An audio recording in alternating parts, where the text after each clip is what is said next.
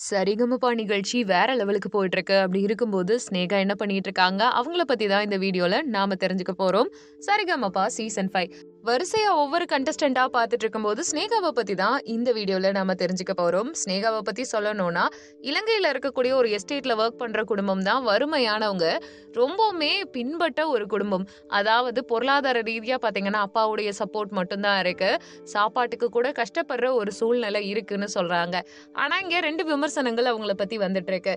இலங்கையில அவங்க ஒரு ஷோ பண்ணியிருக்காங்க. அதுல நல்லா லக்ஸூரியா பாக்குறதுக்கு அழகாலாம் இருந்தாங்க. பட் நம்ம ஊர்ல காட்சிப்படுத்தும் போது ஏன் அவங்கள ரொம்ப ஏழ்மையான சூழ்நிலையில காட்டுறாங்க அப்படின்ற விமர்சனங்கள் வந்துச்சு. இதுக்கு ஸ்னேகா தரப்புல அவங்க அப்பா என்ன சொல்லியிருக்காங்கன்னா, நாங்கெல்லாம் எஸ்டேட்ல ரொம்ப கஷ்டத்துல தான் இருக்கோம். சொல்லப்போனா எங்க சூழ்நிலை வறுமையா தான் இருக்கு. பாப்பா இங்க சென்னை வந்ததுக்கே ரீசன் எப்படி அப்படின்னு பாத்தீங்கன்னா, அங்க எஸ்டேட்ல இருக்க எல்லாருடைய சம்பளத்தையும் போட்டு தான் ஃபிளைட் டிக்கெட் கொடுத்தாங்க. எங்களை பொறுத்த வரைக்கும் 2 குழந்தைகள் மட்டும்தான் சொத்து. அவங்களுக்கு போட்டுக்கிறதுக்கு துணி கூட இல்ல. ஆனா கூட இருக்க நண்பர்களா இருக்கட்டும், சுத்தி இருக்கவங்க உதவினாலதான் அவங்க நல்ல ட்ரெஸ்ஸே போட்டிருக்காங்க. சொல்ல போனோம்னா போன அந்த இலங்கை ஷோல முழுசா ஸ்பான்சர்ஷிப்ப அந்த டீமே பாத்துக்கிட்டனால பாப்பாவால அந்த எல்லாம் ஹேண்டில் பண்ண முடிஞ்சிச்சு.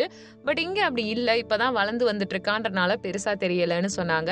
ஆரம்பத்துல தொடரி சாங் எல்லாம் பாடும் பொழுது அவங்க தொடரி ட்ரெஸ் எல்லாம் போட்டு ரொம்ப வறுமையா காட்டினது நிறைய கண்டனங்கள் எழுது. ஏன் நம்ம ஊர் பெருமையை அந்த ஊர்ல அடகு வைக்கிறீங்கன்னு சொல்லிட்டு பிரச்சனைகளும், இதனால சரிகமபால இனிமே ஸ்ரீலங்கன்ஸை எடுத்துக்க மாட்டாங்கன்ற மாதிரி கான்ட்ரோவர்சிஸும் போயிட்டு இருந்துச்சு. ஆனா பட் அவங்க அங்க வறுமையா இருக்காங்க, அதை தானே சொல்றாங்க. உண்மையா சொல்றதுல என்ன தப்பு இருக்கு? திறமையான நபர் தான், ஒன்னும் யாரும் அனுதாபத்துக்கு இல்ல. அவங்க கடந்து வந்த பாதையை நினைக்கும் போது எல்லாருக்குமே அழுக வரும். ஒரு சிலருக்கு எல்லாமே லக்ஸூரியா கிடைச்சிடலாம், ஒரு சிலருக்கு வாய்ப்பா இருக்கலாம், ஒரு சிலருக்கு தேடலா இருக்கலாம். ஆனா எல்லாருக்குமே ஒரே மாதிரி அமையாதுன்னு நிறைய பேரும் சொல்லிக்கிட்டு இருக்காங்க.